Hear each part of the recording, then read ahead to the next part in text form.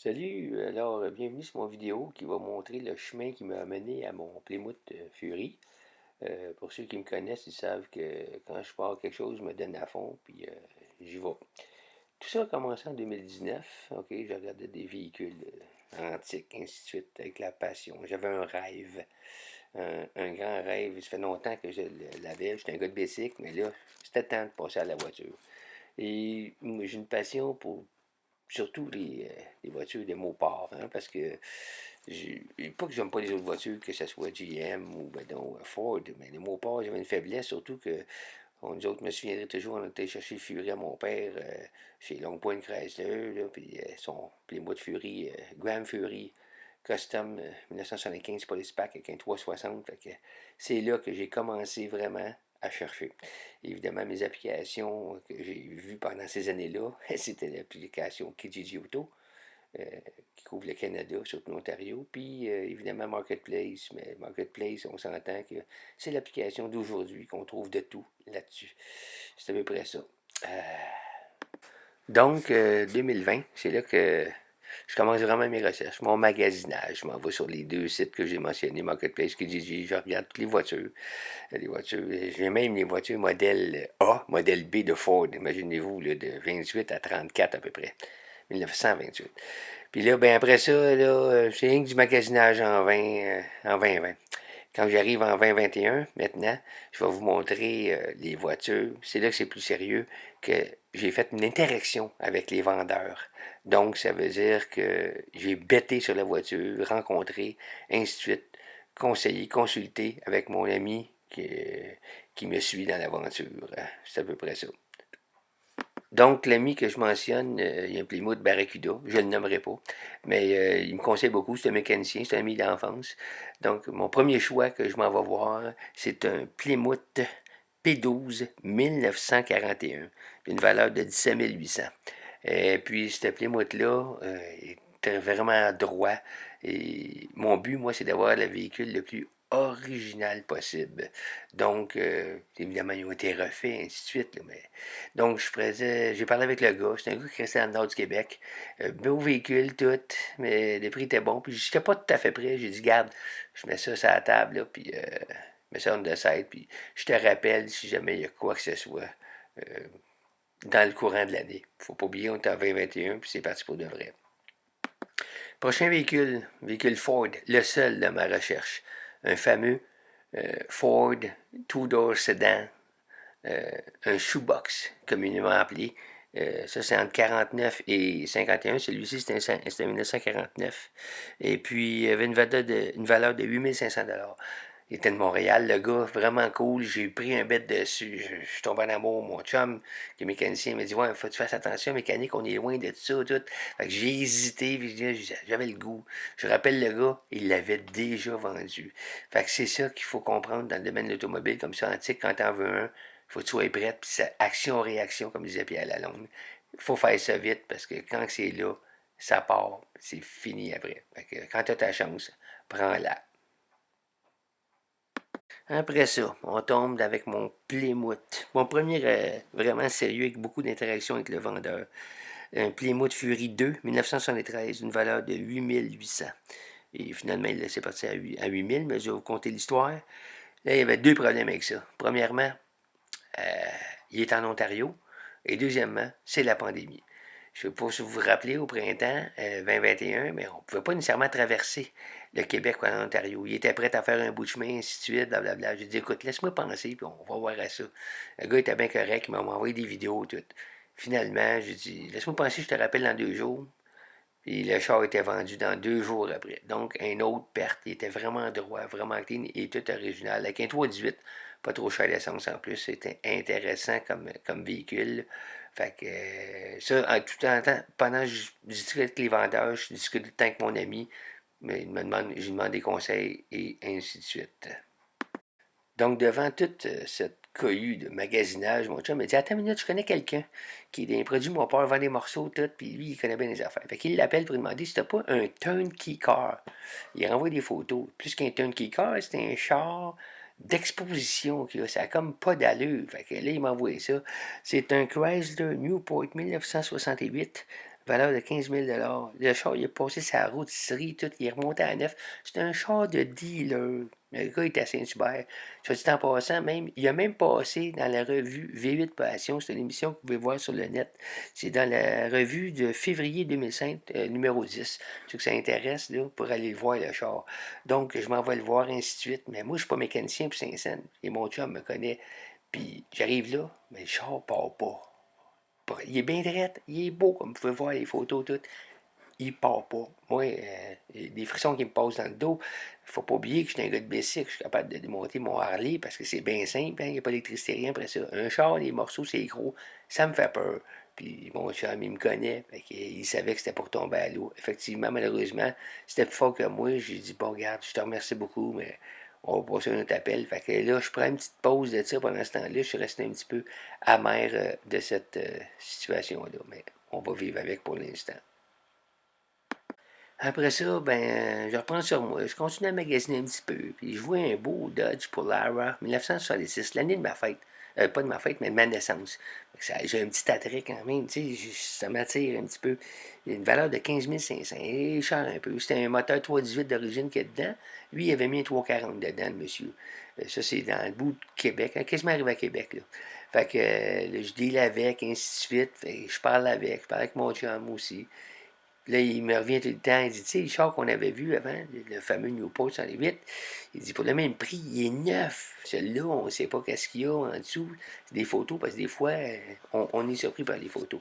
Fait que je mets ça sur la glace, je remercie bien gros le monsieur. Pendant ce temps-là, je pars sur le coup, je continue à magasiner, j'envoie un autre Dodge, mais un Monaco 76, un Royal Monaco, valeur de 14 000. C'est un jeune homme de Lévis. Vraiment sympathique, le jeune. Il fait attention à ses véhicules. Il est très propre, très clean. Puis là, lui, c'est un 360 de Barry qui est dedans. Fait que là, là on est rendu l'automne. Hein? On approche de 2022. Là, j'hésite. Je suis un peu mélangé dans mes choix, tout. Fait que vu que je suis encore trop mélangé, j'ose avec, puis oups, cette annonce a disparu. Fait que j'imagine qu'il l'a vendu, puis ça disparaît de Marketplace. J'ai je communique pas avec. Fait que je laisse ça à de l'âge, on va attendre parce que c'est la saison morte qui va arriver jusqu'au février à peu près de 2022. 2022 arrive, donc là, je me dis, là, ça va être pour de vrai. Je me veux plus actif et je vise vraiment l'achat d'un véhicule cette année. Tout le temps d'impliquer mon ami avec moi, puis ainsi de suite. Là, je retourne dans le passé un peu avec mes anciens amours de char. Un Dodge Brothers, il est assez beau. C'est un D10 Dodge Brothers 1938, 13 500, c'est au Saguenay. Je parle avec le gars, tout le kit, c'est beau. Je reparle avec mon chum encore, puis il me revient, il dit c'est vrai que c'est beau ces chars-là, mais la mécanique, on est loin de connaître ça, ainsi de suite. Les pièces, on ne sait pas. Malgré que je fais quelques recherches, mais il reste que des pièces, c'est encore existant. C'est ça qui est assez hallucinant. L'intérieur, par exemple, c'est un autre paire de manches, ça peut être compliqué. Donc, je parle avec le gars, ainsi de suite. Fait que je dis, oh fuck, je vais m'essayer. Je le rappelle pour essayer de le dealer. La seule chose qu'il me dit, il est déjà vendu. Il dit, attends un an, je vais en avoir un autre. Fait que là, ben, on oublie ça, puis on passe au prochain appel maintenant. C'est ça qui reste à faire. Bon, après ça, je reviens à mes amours, c'est-à-dire des chars plus dans notre temps, soit entre 66 et 79. Puis là, je tombe sur un Chrysler Newport 68, 4 portes, 12 500 pièces. Là, il m'intéresse vraiment, malgré que c'est un 4 portes. Je reparle encore avec mon chum, qui le quitte. Il dit, tu sais, celui qu'on avait avant, il était direct pour à peu près un petit peu plus cher. Lui, on ne le connaît pas. Surtout que lui, il est en Ontario. Sauf que j'ai plus les restrictions maintenant de la pandémie.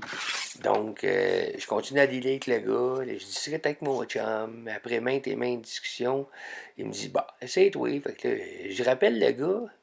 Qu'est-ce que vous pensez qui est arrivé? Comme je l'ai dit dans le domaine de l'authentique, quand tu es prête, faut que tu sautes sur l'occasion. Des fois, 2 jours, c'est trop tard. Fait qu'il était vendu. Fait que là, on rappelle mon gars qui avait l'autre Newport que j'avais dit, l'autre 68. Il y a une prise 2. Il dit, j'ai un deal. Fait que là, un deal, OK. Fait que, retourne le voir, tout. J'arrive là, le char marche toujours pas. Il dit qu'il y a un deal. Mais le deal, c'est que mon chum, faut qu'il l'amène chez eux, qu'il le répare, tout. Mais il part pas. Fait que c'est quoi le problème? Le gaz, la ligne à gaz, la pompe à gaz, ça fait bien des affaires. Puis moi, comme je vous dis, pas mécanicien puis Saint-Saëns, la Chine me pointe, tout. Fait que là, ça fait 2 fois que ça arrive. On dit jamais 203, mais là, oubliez ça. 2 fois, c'est déjà trop. J'aime bien le char, j'aime bien le gars, mais moi, je file pas bien là-dedans. Fait que on va laisser ça aller, puis je vais prendre une pause encore une fois. Avec mon chum qui se met beaucoup de pression pour m'aider aussi. Donc, à partir d'ici, je vais tout seul. Pas que j'ai pas confiance en mon chum, je ne veux pas l'impliquer, je vais faire la surprise que je suis capable de me débrouiller tout seul. Il m'a dit des choses très importantes, c'est que tu checkes le frein qui est important, la mécanique, ça se répare, moindre, il faut que le char marche. Donc, je m'arrête sur un Plymouth Fury 1971, 18 500, c'est à Saint-Sauveur. Un peu trop cher pour qu'est-ce qu'il y a. Il est quand même rouillé en dessous du char, ainsi de suite. Donc, je crains un petit peu. J'ai dit au monsieur, lui, ça appartenait à son père, puis lui-même, il était âgé. Il marchait plus depuis 92. J'ai dit, là, mon gars, ça m'en fait des affaires à faire. Fait que, là, je l'ai remercié, puis il voulait me faire un prix. J'ai dit, vous aimeriez pas mon prix à cause de la valeur sentimentale qu'il y avait. Fait que je le laisse aller, ainsi de suite. Oups, je fais une annonce. Là, par contre, je suis prêt à d'étirer mon budget. 21 000 un Plymouth Barracuda 106 avec un 6 dedans, sling. Écoute, il s'est vendu en 2 heures. J'étais le troisième. J'ai pas pu rien faire. Le gars, il m'a dit attends, il attend une réponse. J'étais prêt à étirer mon budget. Toute beauté, clean, clé en main. Lui, il est quasiment neuf, sans même. Juste les photos étaient vraiment excellents. Puis c'est un valeur. Ça, c'est des chars, justement, que quand ils sont pourris, tu peux avoir le frame à 20 000. Fait que là, je l'avais à 21 000 prêt. Fait que je l'ai manqué une fois de plus, mais que voulez-vous, c'est la vie. Donc, là, je continue tout le temps mon trip tout seul, hein? Malgré que je parle tout le temps avec mon chum ses conseils, mais j'y vais tout seul. Je sais que ça met beaucoup de pression pour moi. Donc, là, j'étais à Saint-Sauveur, direction Montréal. Je vais tout seul, tout le temps avec qu'est-ce qui me conseillait de faire attention en surveillant. J'arrive maintenant pour un Plymouth. Voyons, ça c'était quoi déjà? Ouais, c'est ça. Ça, c'est un Newport 72, excuse-moi. Un Chrysler Newport 72, 7550 à Montréal-Est, à Tétroville. Lui, par contre, les photos sont beaucoup plus belles qu'en personne. Évidemment, les sièges, souvent dans ces véhicules-là, peuvent être déchirés, ça c'est un détail, mais c'est parce que je me rappelais tout le temps qu'il me disait faut que le frame soit solide. Fait que je regarde ce que les lames tenaient, les rockers, tout, il y avait de la rouille en dessous de l'auto. Donc, c'est ça. J'ai laissé faire, je suis parti. Maintenant, je suis passé à un Chrysler Windsor. Ça, c'est un Newport, mais canadien.